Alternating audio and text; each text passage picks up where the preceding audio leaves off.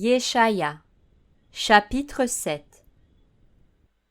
Et il arriva du temps d'Akaz, fils de Yotam, fils d'Uzziya, roi de Yehuda, que Rétsin, roi de Syrie, et Pékash, fils de Rémalia, roi d'Israël, montèrent contre Jérusalem pour lui faire la guerre, mais ils ne purent l'assiéger.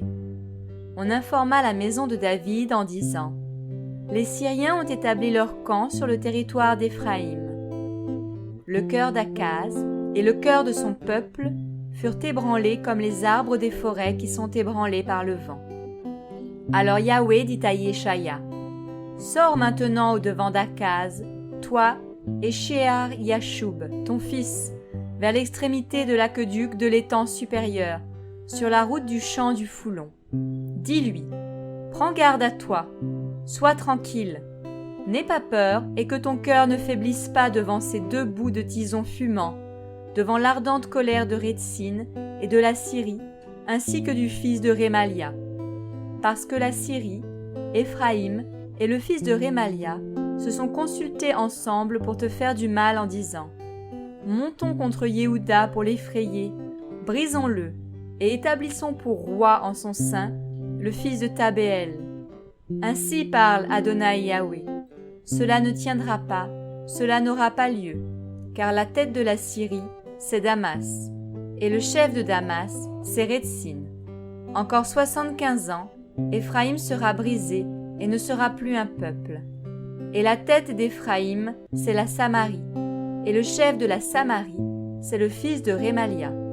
Si vous ne croyez pas, certainement, vous ne serez pas affermis.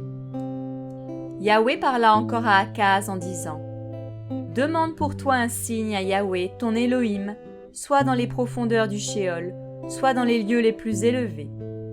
Akaz répondit: je ne demanderai rien et je ne tenterai pas Yahweh. Alors Yeshaya dit: écoutez maintenant, maison de David, est-ce trop peu pour vous de lasser les hommes, que vous lassiez aussi mon Elohim? C'est pourquoi Adonai lui-même vous donnera un signe. Voici, la Vierge deviendra enceinte, elle enfantera un fils et appellera son nom Immanuel. Il mangera de la crème et du miel, jusqu'à ce qu'il sache rejeter le mal et choisir le bien.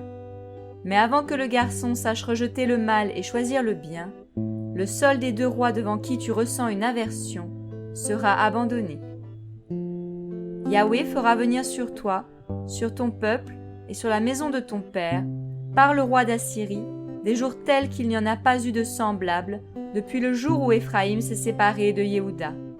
Et il arrivera qu'en ce jour-là, Yahweh sifflera les mouches qui sont à l'extrémité des ruisseaux d'Égypte et les abeilles qui sont de la terre d'Assyrie. Elles viendront et se poseront sur toutes les vallées désertes, sur les fentes des rochers, sur tous les buissons et sur tous les pâturages. En ce jour-là, Adonai rasera avec un rasoir qu'il aura loué au-delà du fleuve, avec le roi d'Assyrie, la tête et les poils des pieds.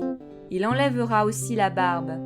Et il arrivera en ce jour-là qu'un homme nourrira une jeune vache et 2 brebis. Et il arrivera qu'en raison de l'abondance du lait qu'elles produiront, on se nourrira de la crème. Car tous ceux qui seront restés sur la terre se nourriront de la crème et du miel. Et il arrivera, en ce jour-là, que tout lieu où il y aura 1000 vignes, valant 1000 cycles d'argent, sera réduit en ronces et en épines. On y entrera avec des flèches et avec l'arc, car toute la terre ne sera que ronces et épines. Quant à toutes les montagnes cultivées à la houe, on ne craindra plus de voir des ronces et des épines, mais on y lâchera les bœufs, et la brebis en foulera le sol.